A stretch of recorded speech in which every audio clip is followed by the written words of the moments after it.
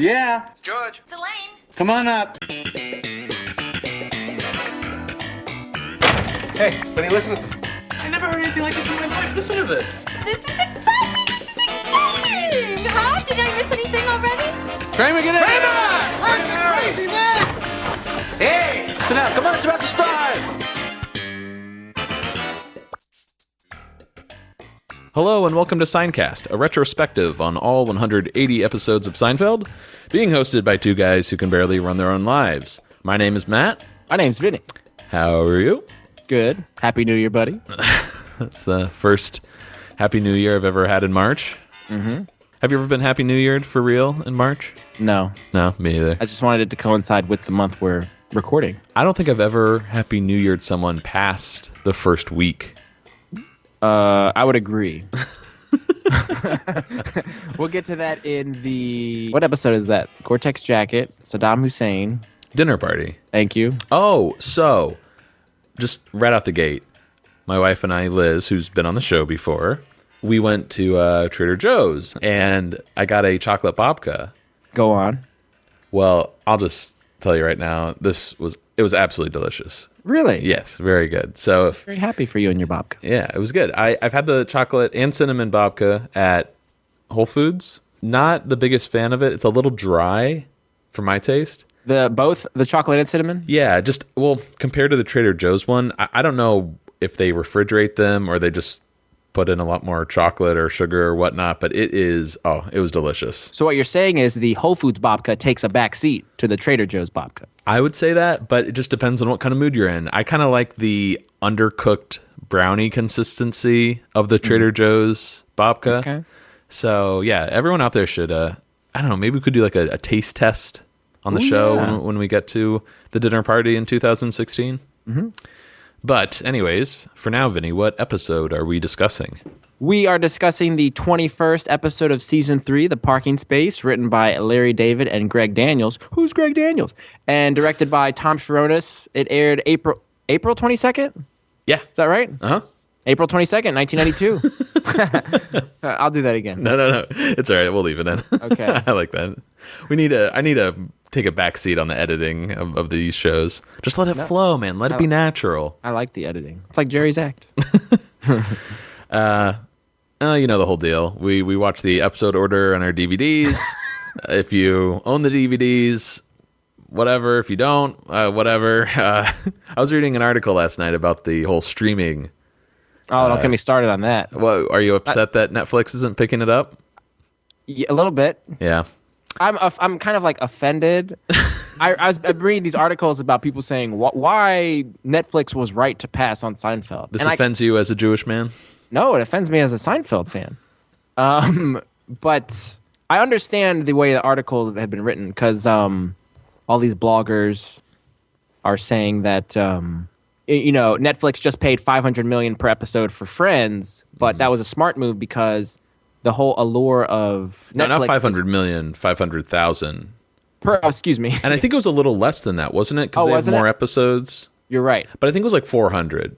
Anyway, I don't know ahead. numbers. But the whole point was the allure of Netflix and why people love Friends on Netflix is because you can marathon shows and there's these story arcs progressing throughout the entire series of, Ross and Rachel and all this other jazz. People love that. They love to binge watch shows. And they say they don't have that with Seinfeld. That's the argument in that it's just episodic television. It's one story per week, and then you move on. So there's no, and it's also syndicated everywhere on all these other channels. So there's no real need to shell out all this money. It's not worth the money that Sony wants to get it on Netflix.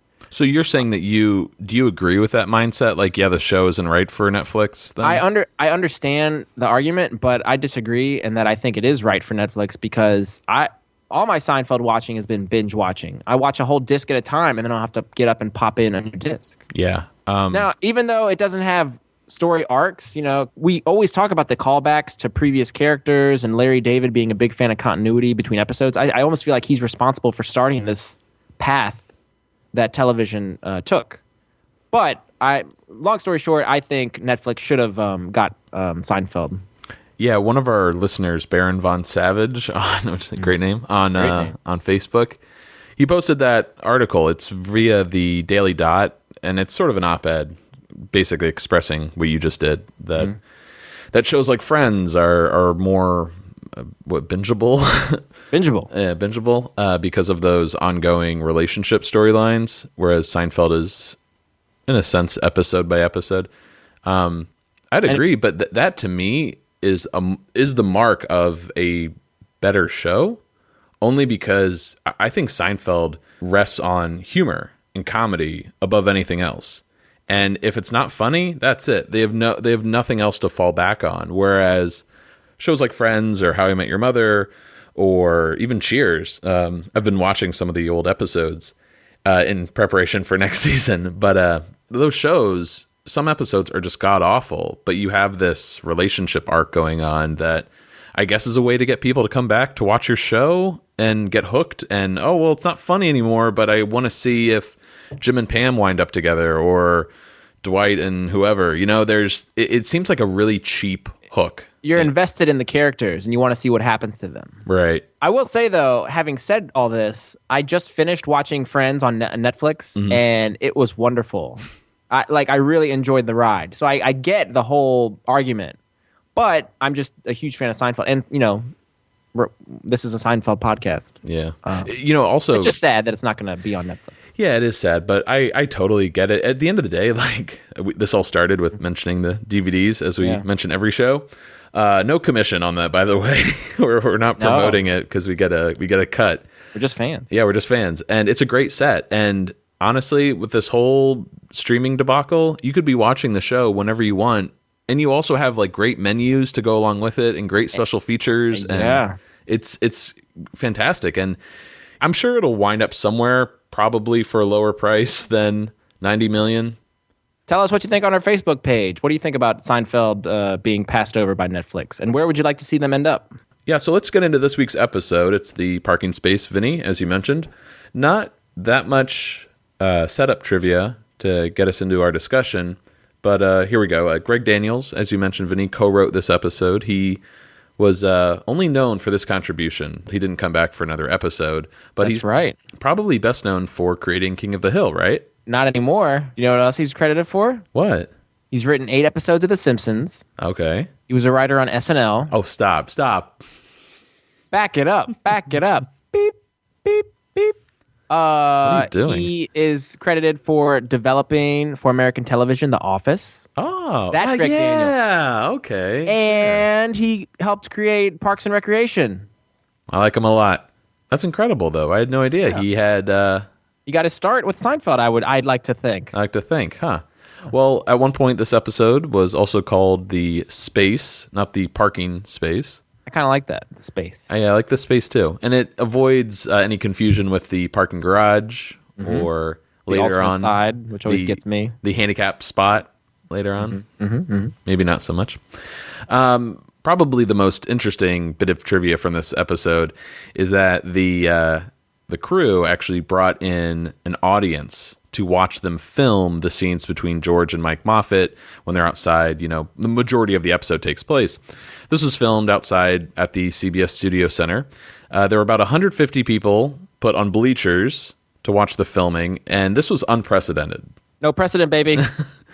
Apparently, it was unprecedented because it's sort of a bad idea to bring an audience outside to hear actors that are, 30, 40 feet away, and you can't hear a word they're saying.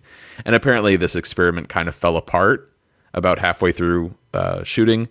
It was meant to be filmed only during the day. Yes. But then it went on so long that it was time for the audience to leave, so they had to send them home, and they had to still keep shooting, which is why you see the transition from day to night in the episode. Which I like, actually. I agree. Well, it also, you can see how much time has passed, that the fact that they're waiting outside this whole time. My only gripe with that is that a boxing fight, usually on pay-per-view, is going to take place at 10, 11 o'clock at night. It's not going to be going on in the daytime. That's a good point. A little bit of a continuity issue, but not for it doesn't detract at all. But yeah, I mean, just getting back to the whole, daytime versus nighttime, I think it tracks better. It's like, how pathetic are these guys that they're spending hours arguing, as opposed to, I don't know, I assume the episode would have played out in real time, or at least leading up to the boxing match. sort of to like a Chinese restaurant scenario. I was thinking the same thing. Larry David and Greg Daniels received Writers Guild Award nominations for co-writing this episode. So, again, not sure if Greg Daniels got his start writing this episode or being involved, but what a great start to an incredible career. As you mentioned, yeah. Vinny. I can't believe I didn't know that he created The Office and Parks and Rec. I didn't know it was the same guy from King of the Hill, too, for that matter. The same. Now, should we discuss who's right before we get started? Or I think we should save it for the end, to be honest. We'll save it for the end. Sorry, everyone. You're going to have to wait to hear what our opinion is. And I'm sure it's the same opinion. Should we get started? Yes. Parking lots now, they have this compact car only spots. Isn't that discrimination against the size of your car? If I want my ass hanging out of the back of my parking spot, that's my business. There are people out there with real asses hanging out of their pants. Nobody's stopping them. Nobody goes, hey, hold it, sir. Those are compact jeans. You can't pull that in there. I enjoy this particular stand-up because I like seeing Jerry incite the crowd. He's kind of trying to pull them onto his side. Like, yeah. Yeah, America. Exactly. USA. All right, tone it down. I was trying to do Mac. Doesn't Mac do that? Oh, yes, he does. Okay. I have a compact car, and I appreciate those spaces very much. First scene of the episode, Jerry's apartment. He's getting some snacks together for a little screening he's having, a little party.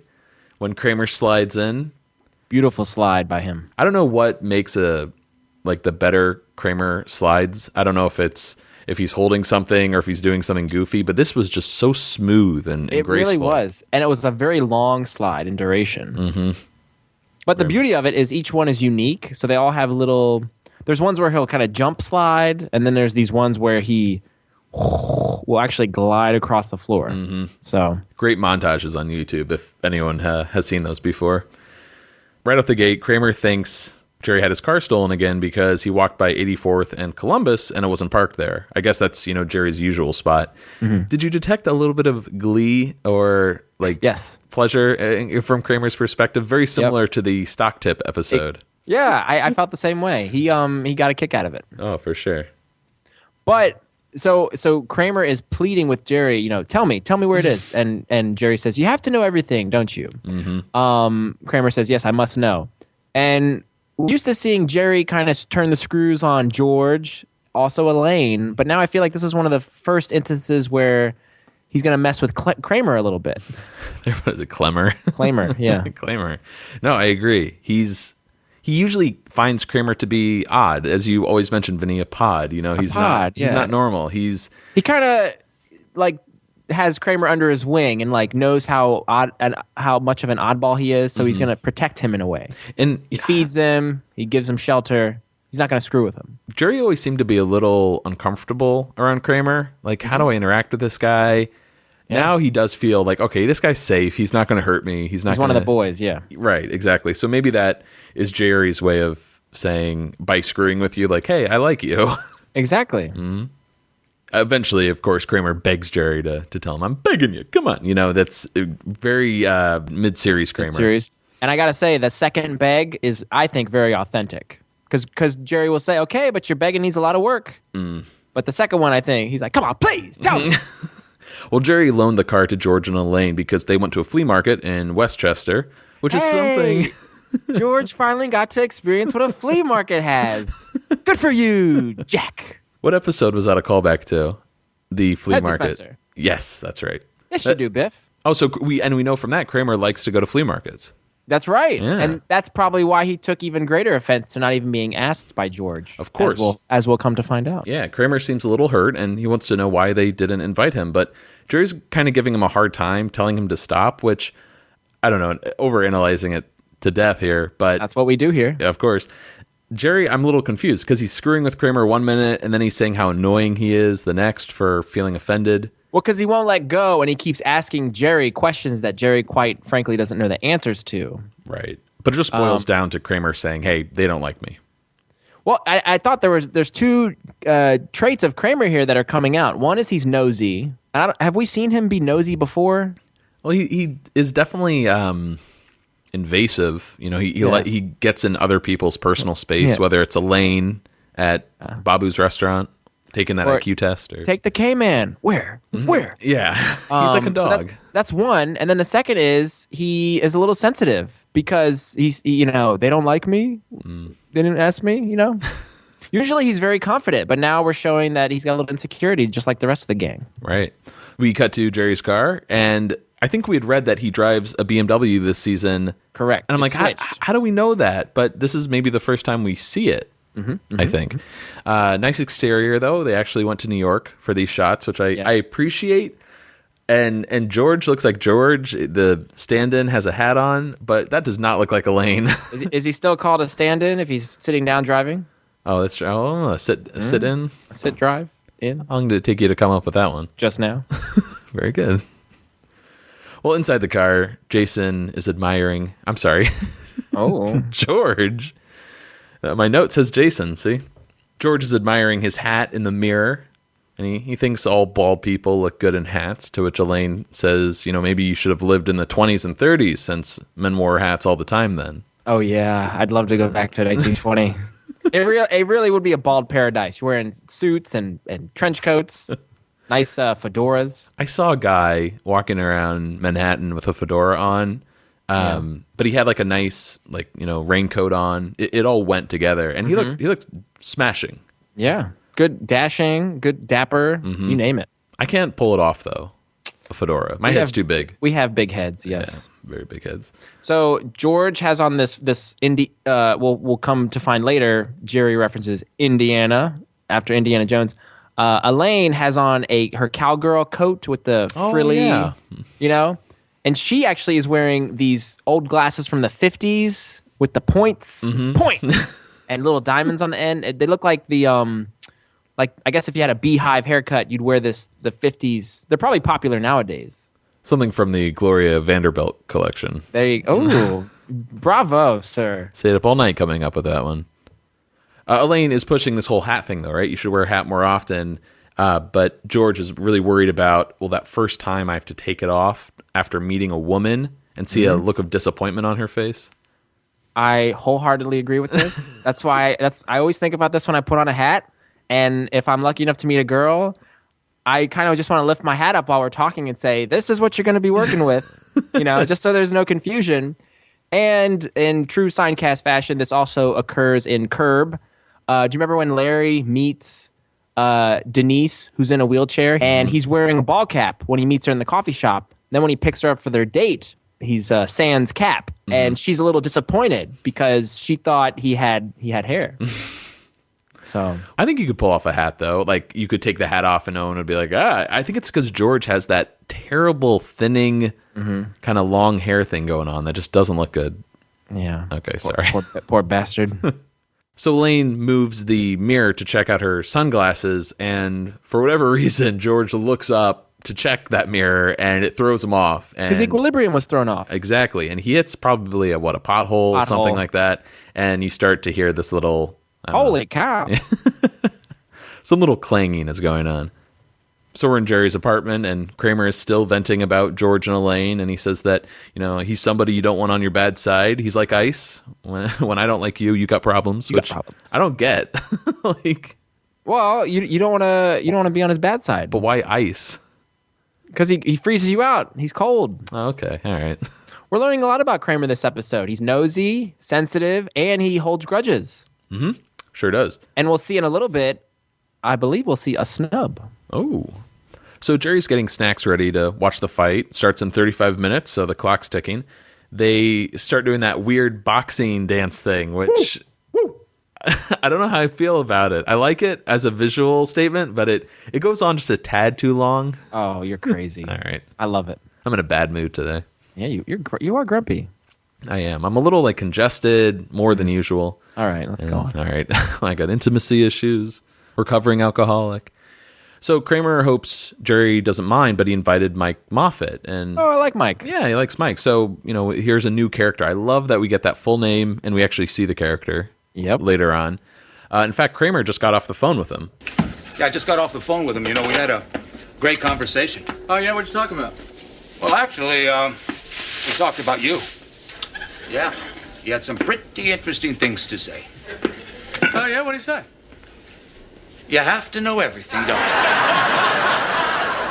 No, come on, Kramer, what do you say? Why is that? Why do you have to know everything? Kramer, just tell me what the guy said. Beg me. Please, don't make me No. beg. I want you to beg me. And I don't want you to say it. I just want you to put some beg into it. Go on. Kramer, please tell me what the guy No, said. that's not. No, I really don't think that's a beg. No, it's close, but, Kramer! look, I can't say anything. You know, the guy told me this stuff in confidence. I'd be betraying a friend. Well, you can't just mention it and then not tell me. All right. I'll tell you, but you can't say anything to him. I'm not saying anything. I'm putting it in the vault. I'm locking the vault. It's a vault. He thinks you're a phony. He what? I told you, he thinks you're a phony. A phony? He called me a phony? A big phony. Big. Why did you tell me that if I can't say anything? You begged me. Kramer also likes to give it right back to Jerry. He is now turning the tables on Jerry because Jerry wants to know, what'd you guys talk about? And Kramer's going to throw it right in Jerry's face. You have to know everything, don't you?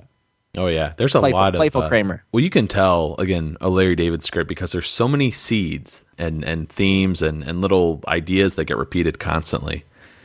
I also got to say, regarding the clip we just played with Kramer and Jerry, Kramer shouldn't have said anything at all if he wasn't going to divulge what we're about to find out or what we found out. That's true, but it's weird. It would have made more sense if it's like, hey, isn't this a crappy thing for Mike to have said about you? Because I know you're not a phony. But it's almost like he's saying it to antagonize Jerry a little bit. Well, he's pissed because he made him beg. Good call. So we cut back to Jerry's car. George is still driving, and there's that clattering, the clanging sound. We don't know what it is. Maybe the muffler fell loose. I don't know. But he blames Elaine because she was the one that moved the mirror. And as you mentioned earlier, Vinny threw off his equilibrium. And she's like, well, you're not a good driver, but he claims he can make a right turn from the left lane and a left turn from the right lane. Oh, that really aggravates him. He goes off after that. Yeah. But is George a bad driver? This isn't something that's been set up before. Not really. I mean, we'll find out later. He's always said he was a good parker. Yeah. He's big about parking. But anytime George gets in a car, there seems to be trouble. That's true. And there's nothing in future episodes that addresses George's bad driving. We know Elaine is a very bad driver. Well, yeah, we'll come to know that. But, I mean, handicap spot. Oh, the pigeons. Parking at Yankee Stadium. I don't know if you heard me about the pigeons. The pigeons, not getting out of the way of the pigeons. I was saying parking at Yankee Stadium, locking his keys in his car. Yeah. Losing his car keys in the pothole. Mm-hmm. He likes to drive fast. Yeah. Remember when they drive up to the cabin? I honestly would say George is a good driver and much better than Elaine, who will come to know as a bad driver. But they don't know what they're going to tell Jerry, and they actually get into an argument about whether to park in a garage or find a spot on the street. George, though, has a system here. First, he looks for the dream spot right in front of the door. Then he slowly expands out in concentric circles, which is great. Feels very much like a Larry David mindset. Yeah. Elaine even offers to pay for parking. It could be over. But George says, no, it's a sickness. My father can't pay for parking. My mother, my brother. The brother comes back. This is the second and last time that George references a brother. So his brother, who may or may not exist, he can't pay for parking, and he once impregnated a woman named Pauline. So that's Brother Costanza for you. Was that episode the suicide with the psychic? The psychic, right? Yes. Was that the first time? I Yes. thought he mentioned one before, but I guess not. You know what you're thinking of is when he broke up with Marlene. He was describing her friends. This is my brother. This is my cousin. This is my father. That's right. I always think of that, and I think that's what you're getting at. Right. So I guess from this season on, they just ignore the fact that George ever said he had a brother, and Jerry ever said he had a brother. I think too, right? Jerry said he had a sister. Sister. At one point. Right. Sister. And then Elaine said she had a sister. Okay. Gail, who I think exists because she gets a name. It gets mentioned in future episodes. Right. Her nephew found or is hiding the Christmas card under his mattress. Right. Well, for George, it feels like going to a prostitute when he goes to a garage. Why should he have to pay when if he applies himself, maybe he could get it for free? Is that a misogynistic line to say? Or just, I don't know. I don't think so. No? Okay. Nah.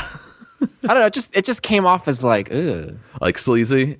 A little bit. Maybe it's the whole like prostitution theme going on. I don't know, but it reminded me the idea of parking and prostitutes of Jiffy Park when the prostitutes are turning tricks in his car. Get out, sweetheart. Yeah. No, you're right. Suddenly, Elaine sees an open spot across the street from Jerry's apartment, and George just lights up, right? He's like, see? Yeah. He pulls. If you apply yourself.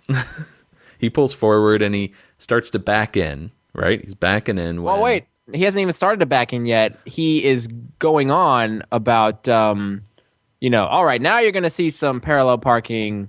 He's spitting into his hands, rubbing them together. He's kind of, and he's like, it's all geometry. It's angles.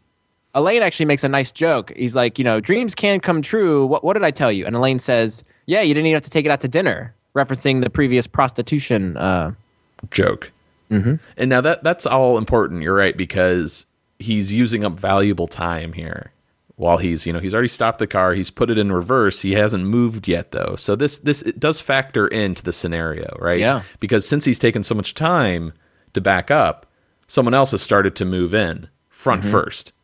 So you form this nice little V pointing right at the sidewalk. They're both, I would say, like equally in the parking space, correct, right? Correct.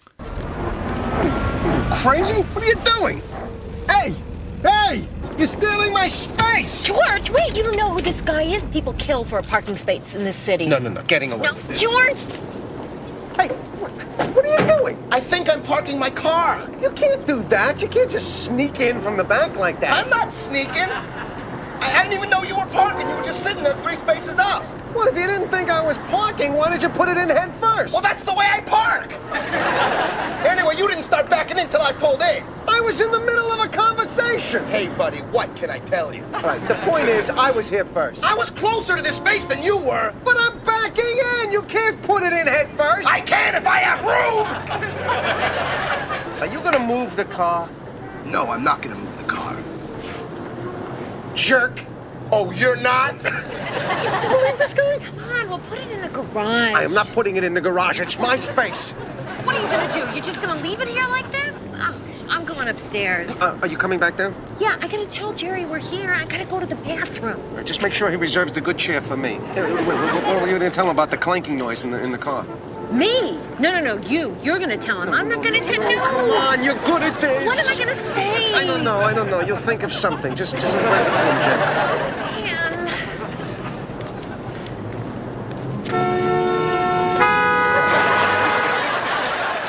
So I gotta say, I admire both George and Mike, their perseverance or stubbornness, however you want to label it, for kind of wanting to stick it out.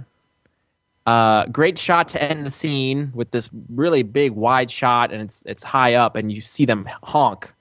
And did you notice the sign up above them? It says Tom's Market. Yes. Is there a little similarity there? Yes. Kind of, but not really. Oh, to Tom's Restaurant, you mean? Which is always chopped off when we see Monk's. It's Monk's coffee shop, but the exterior used is Tom's Restaurant. Well, on the DVD, there's actually a commentary track between Tom Sharonis and Tom Azzari. Tom Azzari being one of the, or he's the production designer, I think.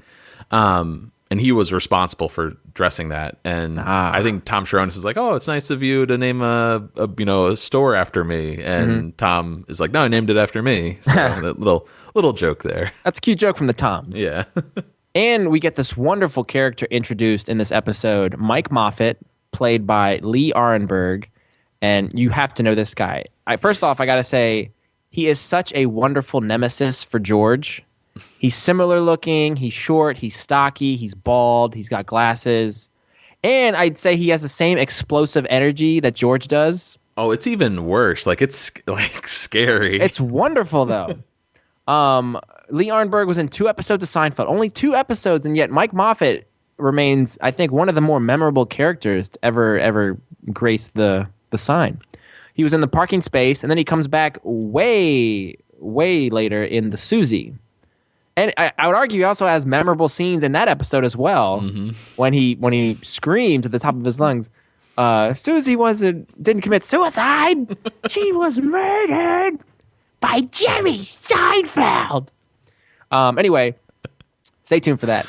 He was in episodes of Night Court, Roseanne, Step by Step, Melrose Plays. He was in RoboCop 3, Married with Children. Let's check this out. He was on Star Trek, Deep Space Nine, The Next Generation, Voyager, and Enterprise. He was on all 4 of those shows. Same character, or? He's played various characters, but there was also some character coming back. The character's name was Gral, Gral. I'm not a Star Trek guy, so I don't know that. My apologies. He was in Waterworld, ER, episode of Friends. He was in R-List for several episodes, Californication. You'll know him most for his appearances in the Pirates of the Caribbean movies. Which blew my mind when I first found that out, like a few years back. I never recognized him. He's really? Never. I don't know why. Maybe I wasn't as big a Seinfeld fan in terms of like obsessing over it when I first saw those movies. And he has that one line that I always quote to my wife. I go, "Hello, Poppet." Hello, Poppet. One other note, Peter Oronati, who's probably best known for his role in Goodfellas, also auditioned for the role of Mike Moffat. Oh, very nice. Yeah. So we cut back to Jerry's apartment, and Elaine bursts in. She's just a wreck and asks if he has any Hennigans. Hey, Hennigans? Mm-hmm. She pours herself a huge glass. And then how does this go down? She knocks knocks over off. A bag of chips. Jerry casually bends down, and as Jerry's back is turned and he's looking down on the floor, she dumps the Hennigans down the drain, turns back around, and acts as if she took the whole thing back as a shot. Puts the glass down. It's kind of takes a big breath, and Jerry picks up the glass and he's perplexed, looking at how did she take in all this alcohol so quickly. That's true. And again, we do find out in the future that Elaine, the vault ties into this episode. Yes, and we know it was mentioned earlier in the clip. It was that Elaine, the only way to open it is to get her, a little drunk. So what flavor or what alcohol? What beverage of choice? Schnapps. Is it peach schnapps? Yes. Okay. Thank you for getting that right. And she sets it up by saying, "We just went through something terrible." We were at the toll booth at the Henry Hudson Parkway, okay? And there were this pack of extremely wild teenagers in a convertible behind us, okay? And for some reason, I don't know, they just started to taunt us. And so then we paid the toll, and then we went through, and then they started to follow us, all right? So George tries to lose them, but they were in this really a souped up car, And so he turned off the road really suddenly, and the car was on 2 wheels, and I was just screaming. And George is such a great driver. He is? Oh, he is fantastic. And then they fired a gun right up in the air. Gun? I think it was a gun. And then they followed us all the way into the city, and then they just stopped, and they turned around, and they went home.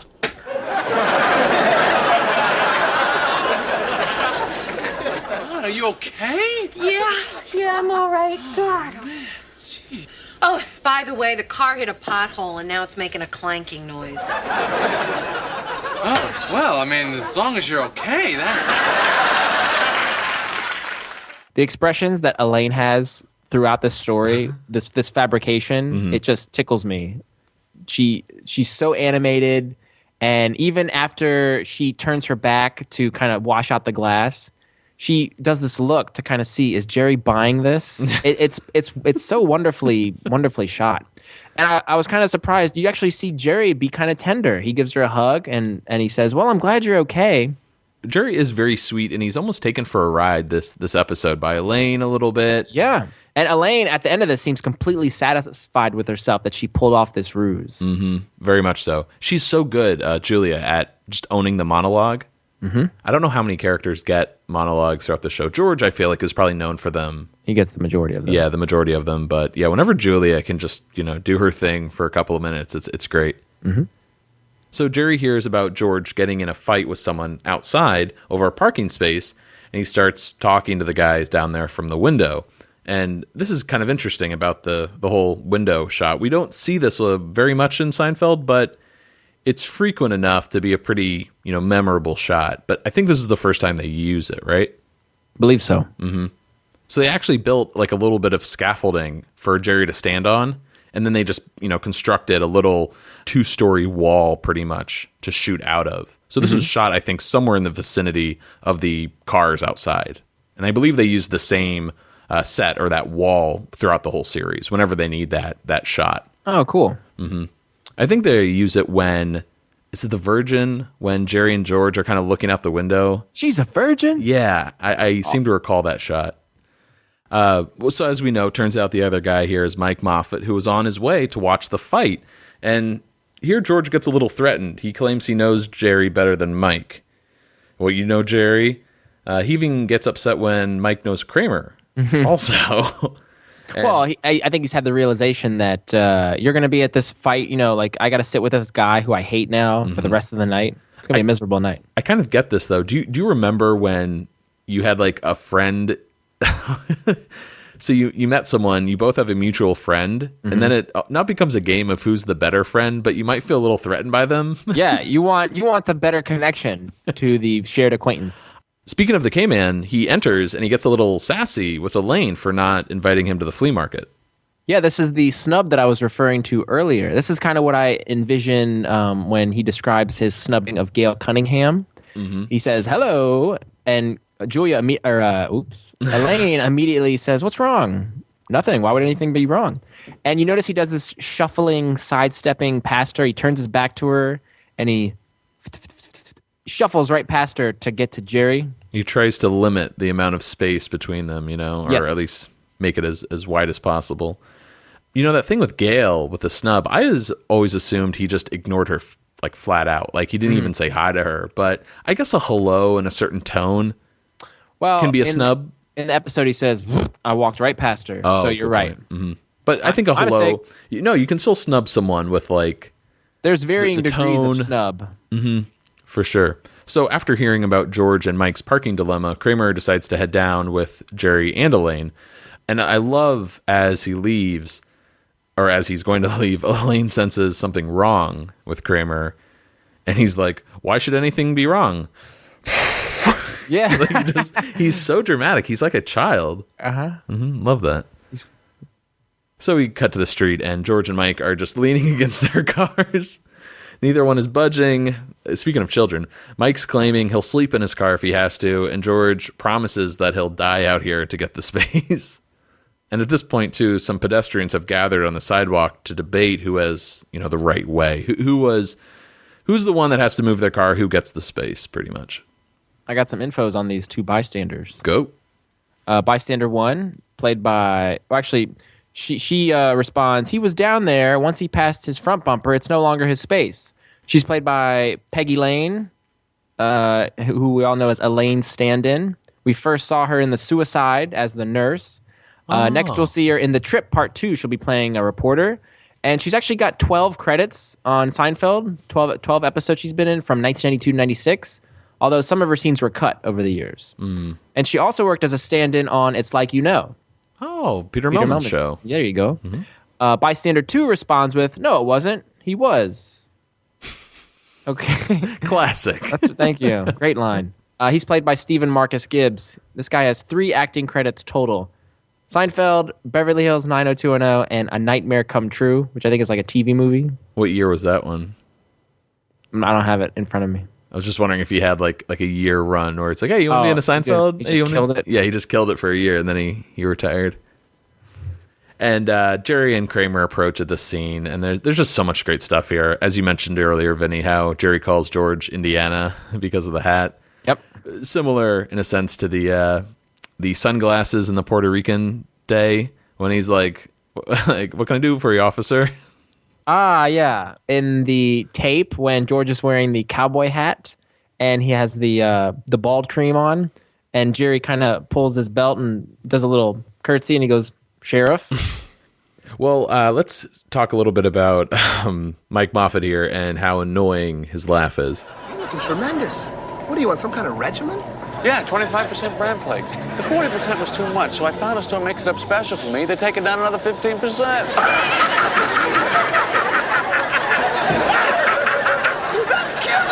Killer! I love that! You gotta use that. That's indefinite. Come on. Hey! I love that. That's killer. You gotta use that. That's a definite. Oh, come on. Oh man, What is I'm it? sleepy what is now. I know. Dizzy. So the joke is that Mike is actually the one who's the phony one, right?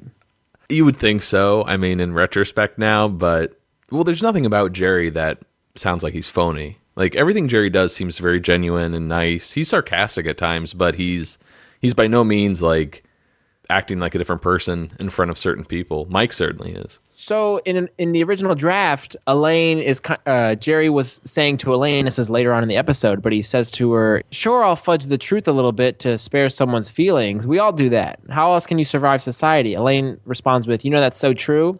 And I feel like that's Jerry's only evidence to kind of justify why Mike would think he was phony. Does that make sense? Yeah, like if he's scraping the bottom of the phony barrel, but that's the only thing I think Jerry can come up with as to why he would be labeled a phony. So Mike was trying on some really awful outfit. He asked Jerry's opinion. Jerry wanted to be nice and was like, "You look great." Then Mike gets turned down, and he's like, "It's Jerry's fault. He's a phony." I don't know. Or you ask Jerry a question and he pauses and he's like, "Oh, you just gave me the answer right there." No, I didn't. Good point.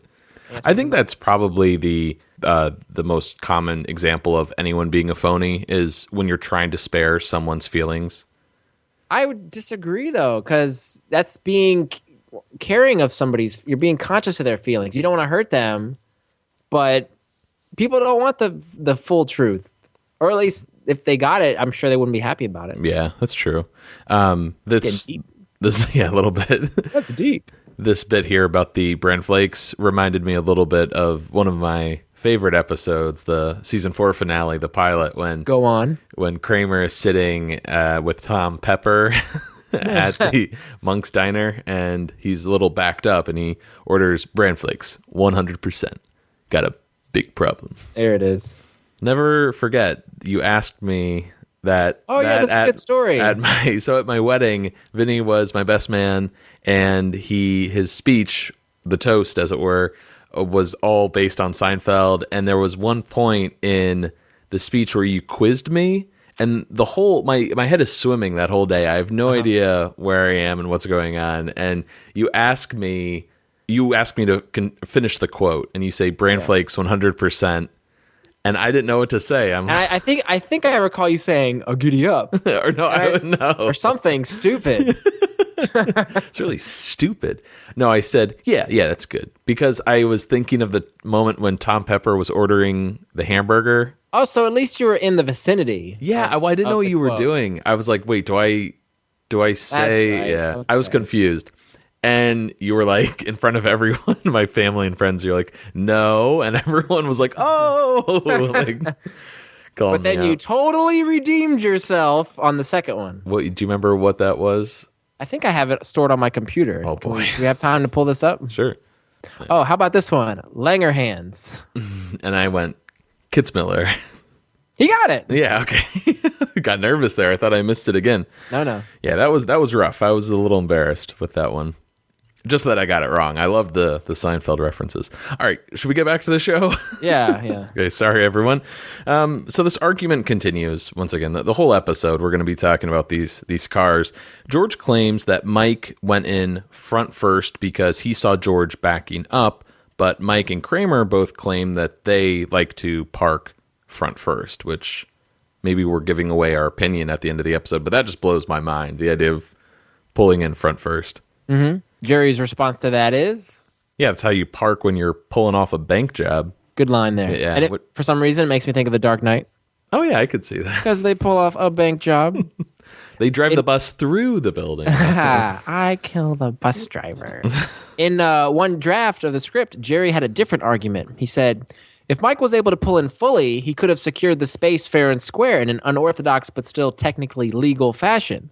But he must be able to straighten out the car in the space. Otherwise, it's no park. I have to agree. I don't think we've talked about this yet, but in one of the interviews on the DVD, Larry David mentions how there had to be a good balance between both sides of the argument. Mm-hmm. Even though maybe, let's say, most people would agree with George, you had to have sort of that equal argument from Mike's camp, too. And he would kind of conjure up reasons as to why Mike's side could be bolstered to give him a fair enough fight or enough of an argument to combat with George. And if we notice, anytime someone is trying to look at things from their point of view, there's always someone with them to take the other side. Yeah. Every once in a while you'll have like a Newman character or someone like that just give their thought on the matter, but it's a lot of pairing. A lot of yin and yang in this episode. Oh, for sure. It's very deep. Maybe the deepest episode. So Elaine steps to the side with George and lets him know about the lie she told Jerry about the pack of teenagers. And George is very excited here because it's going to pay off, right? She's a genius. This is the bravado on Elaine. She says, I did a number on him. It was a thing of beauty. You really had to be there to appreciate it. I think Elaine's happy that is she known for her lying? She's a clever chickadee, but... She is. I think she gets a kick, though, out of pulling the wool over Jerry's eyes. Mm-hmm. Just like we talked about earlier, she gives that glance back, and after he buys it, she's very pleased with herself. And as we know, she pulled the wool over his eyes 37 times by that's right. faking her orgasms. Fake. She's not faking. Anyways. Orgasm. Oh, God. So George says to Elaine, you're a genius. It's as simple as that. And Elaine responds with, what can I say? It's a gift. I only wish I could teach it. But, it's inborn. And she walks off feeling very, very confident. There's that callback. George first said the line earlier. And now she's twisting it. Oh, yeah. A lot of that throughout the whole episode. I mentioned it earlier. Just a lot of like seeds getting planted, either paying off or, returning to the same beats. So Kramer sort of confronts George and Elaine about not getting invited to the flea market, and they feel bad. I think both of them do. They just didn't know that he wanted to go, but it's Elaine that sells the apology better than George here. She gives the sincere apology. Right. And I don't know if that just means she's a better actress than George, but I think Elaine is definitely more sensitive. Oh, hands down. Mm-hmm. George can sense the slightest human suffering, but Elaine is more kind-hearted than George. Right. And Kramer is sorry, but he doesn't accept George's sorry. He gives a so-so sorry. Mm-hmm. And they're debating whether it was a good sorry until we get a delivery truck unable to get by. Hey! Move this car! I gotta get through! You heard the man. I guess you better be moving your car. And like you're not just gonna back it in if I do that? Well, somebody better move something soon! I got a truck full of ice cream here! So, did anybody recognize the truck driver? He's played by Michael A. Costanza. He's actually a college friend of Jerry's. So, what year was this episode, Matt? 92. Okay, so we have Michael Costanza, friend of Jerry's, coming in to play this bit part in a Seinfeld episode, 1992. In 1999, Michael Costanza sued Jerry and Larry for $100 million, claiming that the character George Costanza was based on him, and he was claiming that he suffered from emotional distress and violation of privacy. The case was dismissed. just like that. Mm-hmm. Yeah, it's interesting. We of course don't know the specifics of the lawsuit, but just on the surface, it does sound a bit like a cash grab. It does, but if, I guess maybe Jason's been quoted as saying one of the biggest losers, the fall guy, the jackass role, the idiot. I just have like Larry's face in my mind. Yeah. Like when, sorry I for all don't see the that. curb I just see that as funny. Yeah. Yeah. Sorry for all the curb references, but it's Jason telling Larry what a dumb character George was, and Larry's just like, that was me. Yeah. I was in that masturbation contest. But if you had to go through your whole life and every time you introduce yourself, hi, I'm Mike Costanza, and like George, Yeah. I could see that being a nuisance, but not emotionally distressing. I think of the Michael Bolton character from Office Space and all of the crap he went through with that name, and you feel bad for a guy like that, but I don't think it's worth $100 million. I mean, that's some severe dinero. We also no, it's pronounced De Niro. We also have Kenny Kramer wanting to be compensated for them using his name on the show. Right. We never got the specifics of that, but I think they got the rights to his name for the pilot because we know it was originally Kessler. Well, Larry was adamant with Jerry. He's like, if you use this name Kramer, this guy's going to want a piece. So I don't recommend doing this. But Jerry saw something in that name, and it had to be Kramer. Mm-hmm. I think they took care of him early on. Yeah. With the, not the contingency, but he obviously is allowed to. He was on set a lot, I recall. I think we're going to see him in the Trip episode. He's an extra, isn't he? Oh, is he? Isn't he in the scene when Larry and Larry are... Oh, in the hallway? I think so. Oh, maybe. I could be wrong. Well, we'll find out in a couple of weeks. But stay tuned. I do feel like he was sort of kept on, not on retainer, but he was some kind of like friend of the show. Yeah. After they got the rights to his names. But with Mike Costanza, that seemed more like Jerry just being like, hey, this is my friend. I like his name. Let's do it. But I don't know about many parallels between Michael Costanza and George Costanza, other than, again, the name. But yeah, he wrote a book actually called The Real Seinfeld. I saw on Google. I think it's like a self-published book, but I don't know if anyone's ever read it or knows more about the trial. They should let us know. All right, let's take a short break. We know you're here, Poppet. Poppet. Come out. And we promise we won't hurt you. We will find you, Poppet. You've got something of ours, and it calls to us.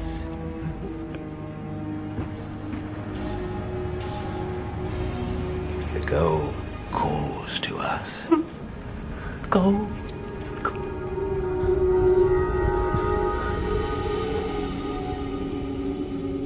Hello, Poppy. Okay, we're back. Before we get into the scene proper, I wanted to talk about one of the bumpers used for this episode. Now, a bumper, if we haven't talked about it, I think we have on this show, is about, 4 or 5 seconds of, not footage, but it's just the Seinfeld logo with some music playing underneath it. The Seinfeld theme, typically, that would take you from the commercial break into the episode. And this bumper for this episode had car horns playing the Seinfeld theme. Yes. If that makes sense. And I think we brought it up for the Chinese restaurant that had sort of like an Eastern sort of sound to it. When there was another episode, I swear, but I can't remember which one it was. What else would be themed in that way? That kind of had like a little twist on the Seinfeld theme. Yeah. But I want to hear one of these like music renditions of the Seinfeld theme. I'm trying to get our bass player in our band to learn the Seinfeld bass line. Oh, yeah. So that in between songs we can ba-dong, ba-dong, bong, bong. That'd be great. If you do that, please record it, and we'll post definitely. it online for sure. Definitely. So the truck gets by. Mike Costanza is he was here 1 second, gone the next. The only way he got through was because George and Mike had 2 nonpartisan drivers move the cars out and then back to their original positions. Very diplomatic of them. Yeah, very much so. I actually forgot that they did that. And I wondered, well, how's his truck going to get through? Because the driver is very irate. He's not going to let it slide and let that ice cream melt. It's going to melt. Interesting to note, too, that Deck McKenzie, Jerry stand-in for pretty much the whole run of Seinfeld, is one of the drivers. I'm not sure if he's driving George's car or Mike's car. I think he's in Mike's car, and then another member of the Seinfeld crew, I think a production assistant. Yeah. He's the other gentleman. Morgan Sackett. He is the other driver. So it's cool that they're just, hey, fill in. It's funny, the more you watch these episodes, you know the foreground so well that when you look in the background, you see a lot of familiar faces, just like Norman's all over the place. And we mentioned, I think, that it's funny you don't see him in this episode with all these other extras. Yeah. But you can really pick out, we're finding all these double dippers, and it was this little tight-knit family. So the sidewalk is getting a little more crowded here. People are getting more interested in the commotion and what's happening with this parking situation. And Jerry starts prodding George. Yeah, what's this all about? What prompted Jerry to get suspicious of Elaine's story? Wild pack of teenagers, huh? Well, Jerry is smarter than George. That is true. Despite George reading books. And he pretty much just confronts him right out. He's like, it's almost the, why'd you tell him? A little preamble. What'd you do to my car? Yeah. And George caves right away. He says, I couldn't help it. Elaine moved the mirror. I got discombobulated. And Elaine responds with, I'd never heard her say this before. I guess that line always got covered up over laughs. So George says, I couldn't help it. Elaine moved the mirror. I got discombobulated. Great word. And Elaine says, oh, like you've ever been bobulated. Oh. And that made me chuckle. I like that. That's nice. George claims to be a good driver. I'm sorry. George never Jerry claimed. says. Yeah, he never claimed to be a good driver, only a good parker, which is not true because we didn't bring this up earlier, but he totally botched the alternate side episode, the moving Sid's cars from one side of the street to the other. So why would he be a good parker? Because he's an idiot. He is. Yeah, you're right. And speaking of Sid, hey, it's Sid. Hey, there he is. How did you feel about the Sid character? I forget your thoughts on. I liked alternate him. side. I liked how he was kind of this, other guy that lived in the building or at least in the neighborhood. And remember, I think we talked about him possibly. Why wasn't he a recurring character? Because he could have been coming back, parking cars, and always popping in. He seems like a New Yorker, like someone who's been there his whole life.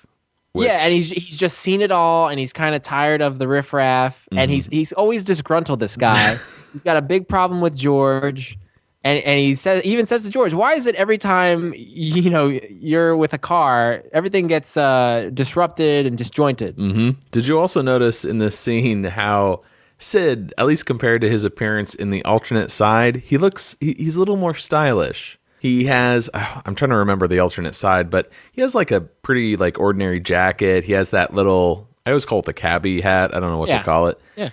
He looks kind of like, just kind of like an old man. Whereas in this one, he's got the sunglasses. He's got this nice leather jacket. I think he has a pretty like stylish 70s looking shirt, like vintage underneath. He's looking good. Go Sid. Maybe he doesn't have to pay for his nephew's medical bills anymore because he doesn't have the limp. He got that taken care of. There you go. So now he can spend it on himself.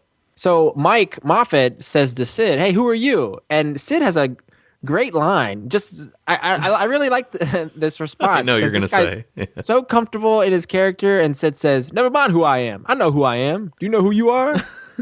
and then that's when he picks out George, and he says, "Why is it every time you park a car on this block, everything gets disrupted and disjointed?" Yeah, you can't really argue with Sid very well. Oh, and then he says to George, "Why don't you start taking the bus?" I'm sad in a sense that we won't see Sid anymore. I don't know how much mileage he had as a side character, but I'm glad we at least got 2 episodes out of him. Yeah. He's definitely a relic of that season, the 1 to 3, the first third. Yes, sir. We need to come up with a term for that. Part 1. Yeah.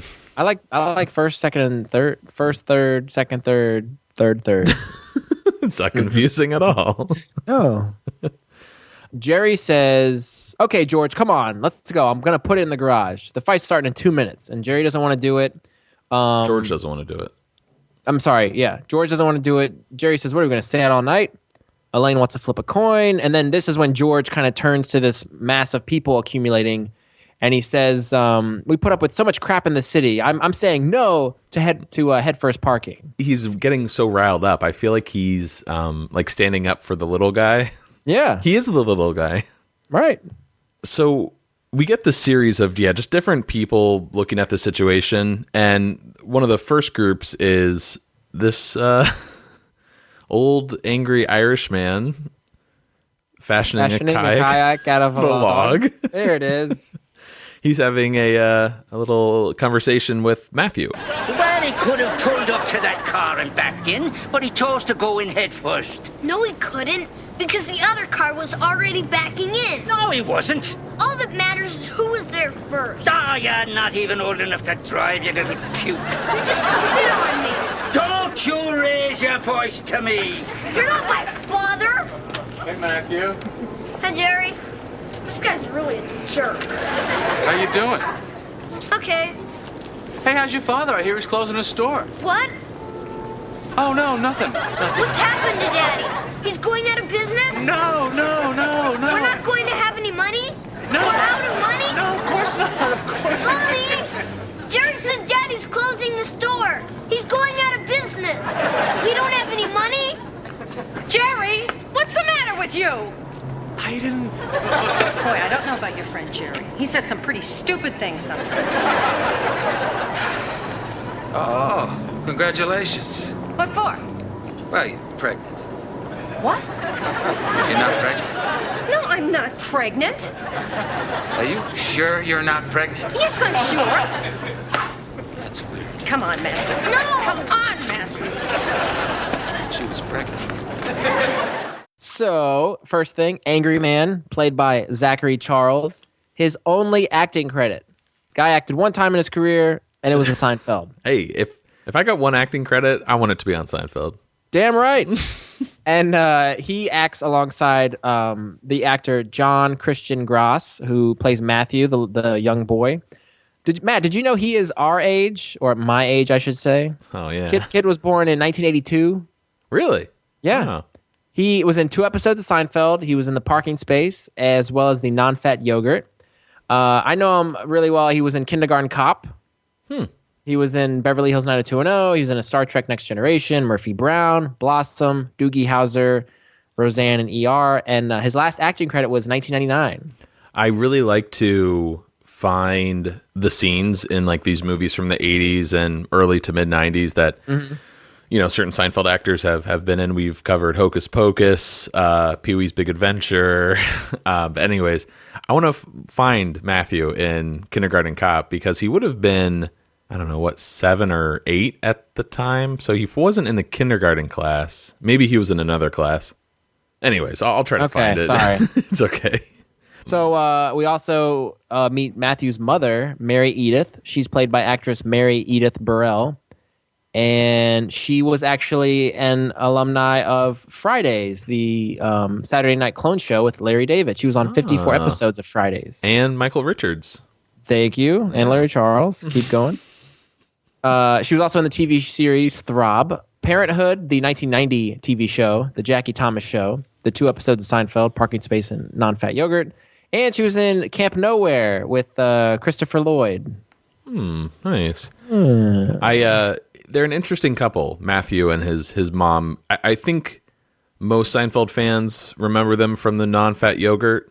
Yeah. I don't know. The swearing. Yeah, with all the swearing, it's a lot more memorable than their appearance here. One thing that is tracking, though, from this episode to the next is Matthew's father. That's true. How he's closing the store, and he owns the Non-Fat Yogurt business, right? Yeah. Do we meet him? I think we do. Yeah. Right. He's like, because he says to Jerry, I'd appreciate it if you would stop using obscenities in front of my son. That's right. And a great setup in that clip for Kramer, oh, you're pregnant? I'm not pregnant. I thought you was pregnant. It's typical Kramer to just blurt out whatever he's thinking. He just says stuff. Also interesting to note, and it's something you'll just have to, check the episode, but that moment when what is the Irish guy says to Matthew? He's like, "You're not even old enough to drive, you little puke." But they kind of split off. He's like, "Don't you raise your voice to me." And Matthew says, "You just spit on me." All right, he's got some attitude on him. Yeah. But when Jerry approaches him and he's like, "Hey, Matthew," there's a cut right there between the daytime shot and the like pitch black nighttime shot. It's probably only like, I don't know, half hour, an hour, but you can see that there's some artificial lighting with the Irish guy, and then when it cuts to Jerry, it's completely different. It's really hidden well. I didn't notice it until you brought it up, to be honest. Mm-hmm. I think I remember reading that the crew took an hour lunch break or something. Did you see that? Yeah, I think they had to break for dinner because as we mentioned earlier, the day was just going on way too long. That, all right, I guess we have to stop to eat and reconvene. But it helps, I think, so much for the episode that it goes to night. It's not just stuck in that afternoon half hour. So getting back to the whole, Jerry, am I a phony dilemma, he asks Elaine if she thinks he's a phony because of what Kramer told him, and she actually thinks he should say something to Mike and even tells Jerry, hey, open the vault. But Jerry points out it ceases to be a vault if he opens it. Oy, go vault. Do you like that? I do. I it's cute. Yeah, it's... I like a good pun, but it's a little... Oh, it's gold, baby. Excellent discussion on the vault, and I never knew what Oi Gevalt meant, and I actually looked it up. Wiktionary, it's a Yiddish term. It can mean, oh God, or uh-oh, woe is me, or enough already. And the expression is usually one of worry at the realization of negative consequences or the recognition of something that is adverse. There you go. I do like the vault talk, though, between Elaine, because I attribute the vault more to her than I do to Jerry or anyone else. Especially the fact that it all ties in, the alcohol earlier, the Hennigans, and opening the vault, and Elaine here is so cool with, opening that vault. It sort of gets her in trouble in later episodes. So, as we mentioned earlier, Newman is there. He's just hanging out with Kramer. Oh, Big Mouth Newman. His third appearance in the show so far. Right, yeah. I don't think we've had any other characters show up for a third time. Not yet. I don't think, right? Mm-hmm. So, yeah. Anyways, interesting to note. He is truly the fifth member of the Seinfeld group. Hands down. Mm-hmm.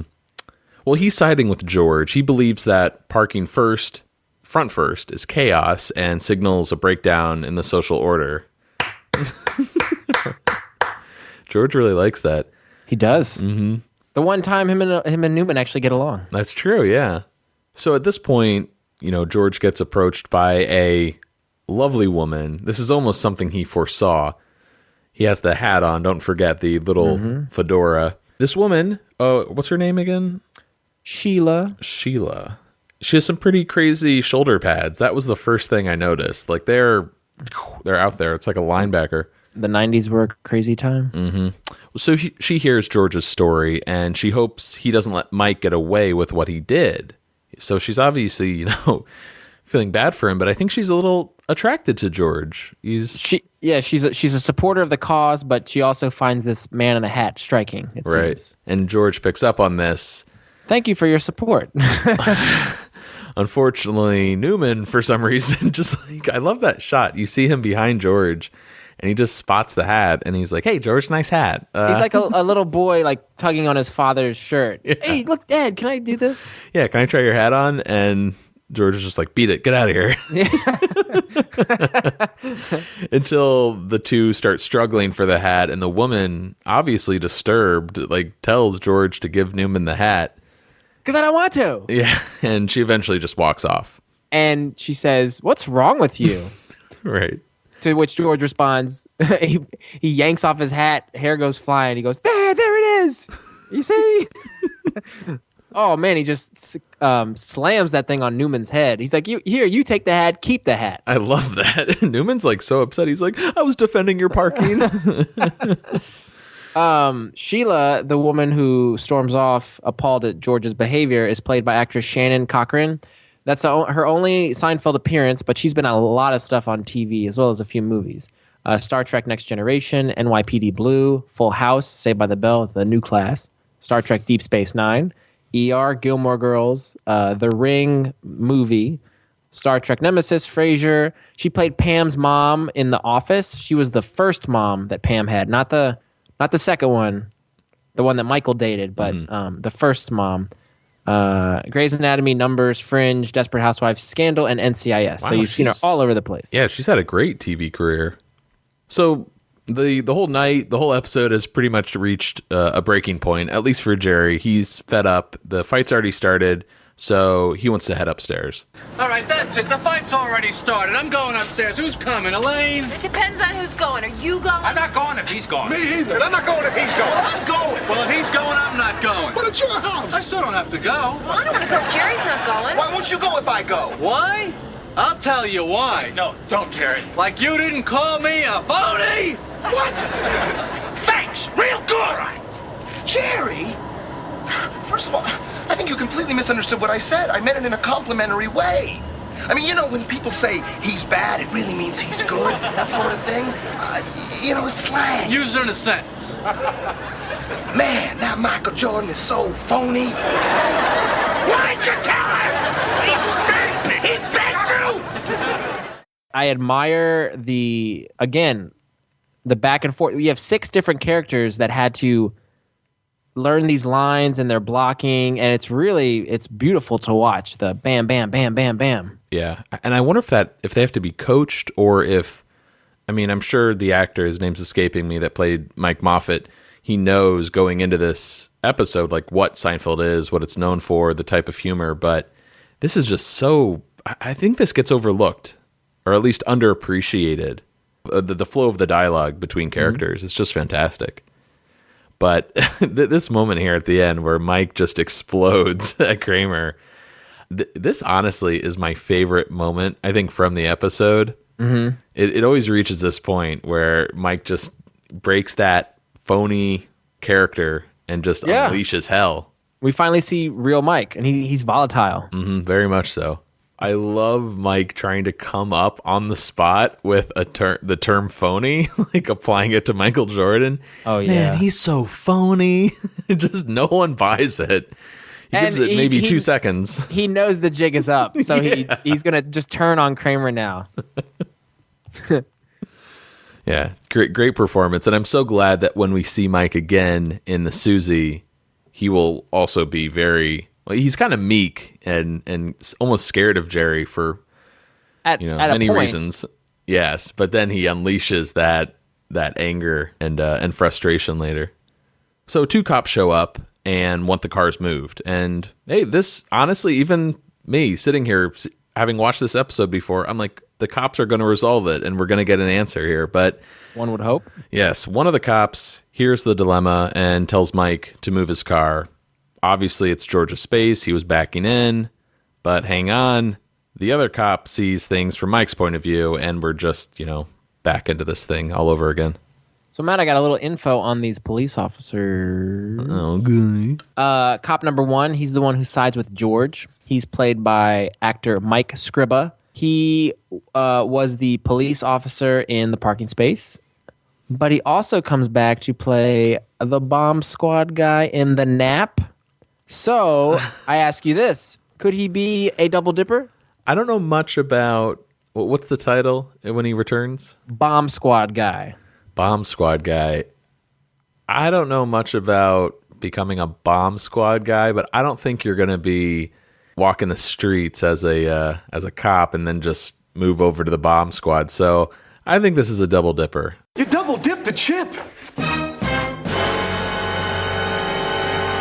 Double dipped? What are you talking about? He could have been unsatisfied on the beat and, wanted something different. All right, I take it back. I like the double. I'm a fan. I say double dipper. All right, double dipper back on. You double dipped the chip. Double dipped? What are you talking about? Mike Scribba also was in Married with Children. Coach, who's the boss. He played a transit cop in the movie Mo Money. He played a senior officer in Melrose Place. He played an officer with a bullhorn in Don't Be a Menace in South Central while drinking your juice in the hood, a lieutenant in the X-Files, a detective in The Practice, and a transport liaison in The Terminal. Wow, so he really is keeping that trend of playing a cop everywhere he goes.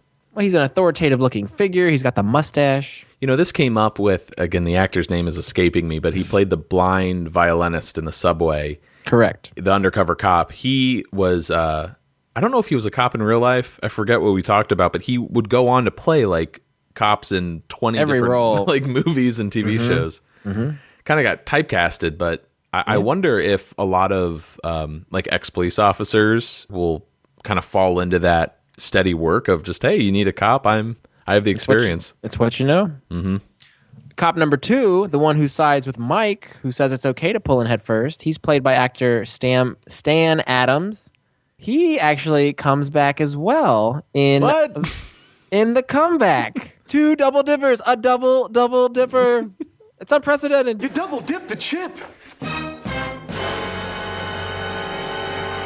Double dipped? What are you talking about? He plays a character named McAdam in The Comeback, and he's in the scene where George says to Riley, "Oh yeah, well I had sex with your wife," and the head of Firestone says his wife's in a coma. So he's at the meeting there. Correct. So is this a double dipper as well? I would think so. And if he's a double dipper, the first cop has to be a double dipper and vice versa. So Giddy up. Caught you mid-yawn there. He did. Stan Adams was also in Dr. Dolittle. He was in Home Improvement, Friends, ER, Just Shoot Me, Malcolm in the Middle, Drew Carey's show, West Wing, the Triple X Vin Diesel movie. And I had to say the Vin Diesel part.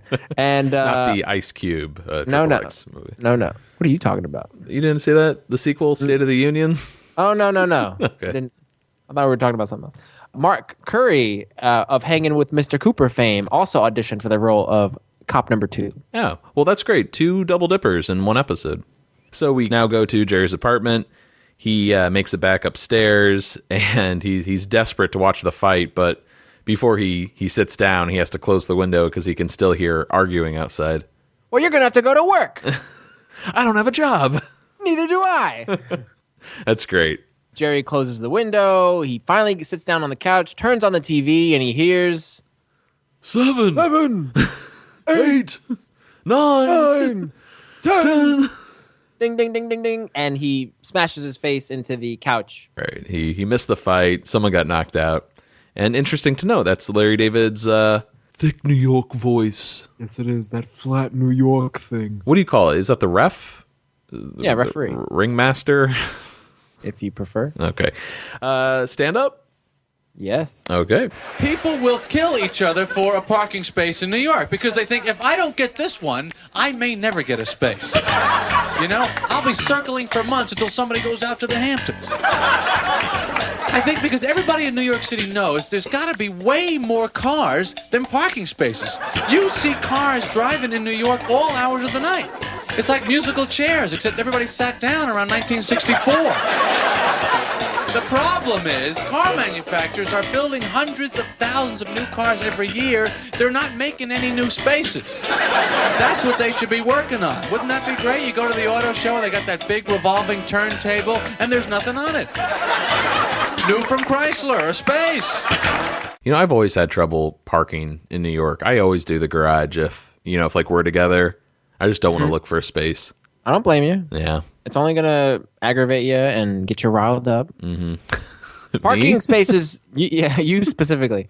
Parking spaces seems to be another big theme in Seinfeld. George talks about his father. You know, you get the good spot in front of the good building. Mm-hmm. You know, good to meet you. Good year. There you go. But parking spaces and they got a whole episode coming up with a handicap spot. Yeah. So big theme in the universe. And another solid piece of stand-up. And Jerry makes some great points. We keep churning out these cars, and they're not making any new spaces. So pretty good. Pretty good. Pretty good. I like the stand-up too. But I think we should move on to ratings. Sure. So, what do you think? Yeah, so the parking space. This is an interesting episode. I wouldn't list this as one of my favorites, but same time, I wouldn't like completely trash the episode. Would you change the channel if it was on TBS? God, no. I would always leave Seinfeld so it wasn't going. that bad. It wasn't that bad, by no means. I think we've given out a few 7.5s, or at least I have, during season 1 and 2. But I think this is one of my least favorite episodes from season 3. It just in general, it's a little boring for me. Like nothing really happens. It's it sound like most critics of Seinfeld. Nothing happens. It's about nothing. But the jokes, the humor, it seems very repetitive. The situation between George and Mike. How many times do we have to go to different people saying, "Oh, well, he has the right of way." No, he has the right of way. It's pretty obvious now we're giving away our answers that George has the right of way. I never side with Mike's camp at all. It's obviously George's right to park there. So anytime we hear this back and forth, it just doesn't land for me. I love the Mike character. He is one of my favorite. He's not a single shot character, but he is one of my favorite characters that only makes 2 appearances. I love him. I'd rank him up there with Bookman for sure as one of my favorites. I love that the crew shot an episode outside. I think that was awesome. Typically, they would have to, well, again, they sacrifice the audience, so to speak, but they'd be limited to just an interior set, such as the Chinese restaurant or the parking garage. I love that they're outside. I think that adds a lot to the show. The scope of the show, it's still using those, 3 or 4 storefronts, but it already feels bigger. The budget feels a little bit bigger than previous episodes, which is really setting the stage for what we'll get next week in the Keys and later on in season 4. You see it open up into an entire city practically with LA. But yeah, all in all, I just don't have much to say for this episode, and it's a shame because Greg Daniels, who helped co-write this episode, has gone on to do such amazing stuff with The Office and Parks and Rec that I wish his episode was just a little bit more memorable. So ultimately, I will be giving this episode 8 little pukes out of 10. Still a pretty good review, I'd say. Yeah. Yeah. Yeah. I really enjoyed this episode. I agree with what you said, but I still have a warm spot for this. Warm spot? Is that right? I still have, I enjoy when this episode comes on. I like the play aspect of it, much like a Chinese restaurant or parking garage.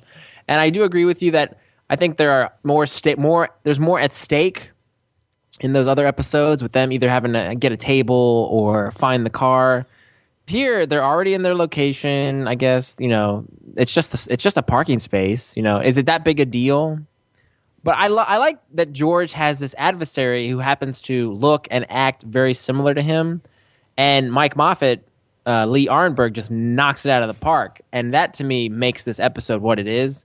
And the energy that he brings, both, calling Jerry a phony, then Mike Moffat ramping it up in front of Jerry. So he's kind of a two-face. And then him losing his bleep when he yells at Kramer. Like that is the episode when you think of the parking spot. Seeing Elaine and George have a little side story is nice, with them fabricating this lie. Well, Elaine doing most of the work, but they're in cahoots on trying to, pull the wool over Jerry's eyes with the clunking noise that the car is making now. And I like that we touched on this a lot in the beginning. Kramer, we're seeing a few more layers added to his character. He's got a little bit of sensitivity. He's nosy, and he you don't want to get on his bad side because he'll snub you. Jerry didn't seem to have too much in this episode, but that seems to be the norm at times. He's kind of the nucleus, as we say. Mm-hmm. But I really enjoyed this episode. I thought it was fun. There wasn't anything amazing about it, but there wasn't anything bad about it. And classic LD, I always every time there's an LD episode, we talk about the ping pong nature of the are you gonna go? Because I'm not gonna go if you're gonna go. I'm not gonna go if Jerry's gonna go. Etc. So Larry David always puts his finishing touches on the episode. Yeah, I really thought it was nice. It had a nice conclusion at the end with, of course, Jerry missed the fight. The last 3 seconds. So I thought it was nice. I'm going to stop right there because I'm rambling. Having said that, I'm going to give this episode 9 phony balonies out of 10.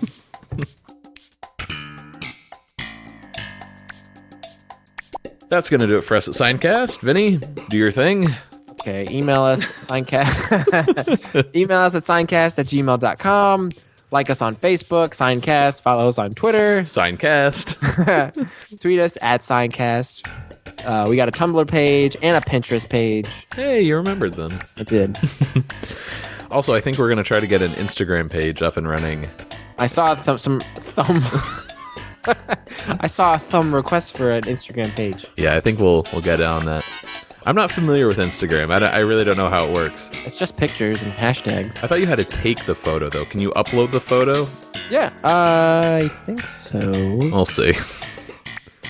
Anyways, also, if you could check us out on iTunes and leave us a rating and review.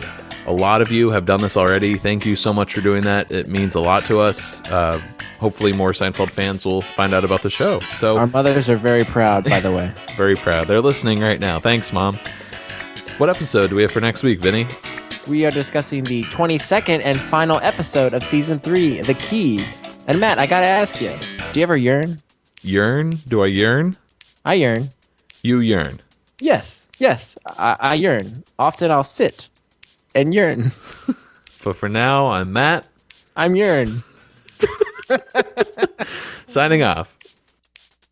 Seincast is not endorsed by Castle Rock Entertainment, Sony Pictures, or NBC, and is intended for information and entertainment purposes only. The official Seinfeld site can be found at sonypictures.com/TV/Seinfeld. Seinfeld, the Seinfeld logo, and all names, pictures, and audio of Seinfeld characters are registered trademarks and/or copyrights of Castle Rock Entertainment or their respective trademark and copyright holders.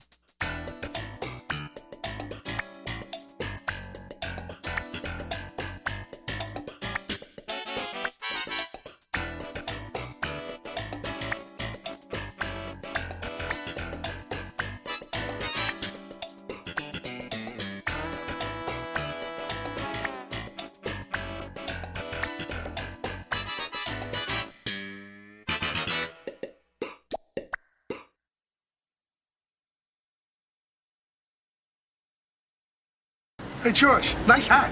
Yeah, thanks.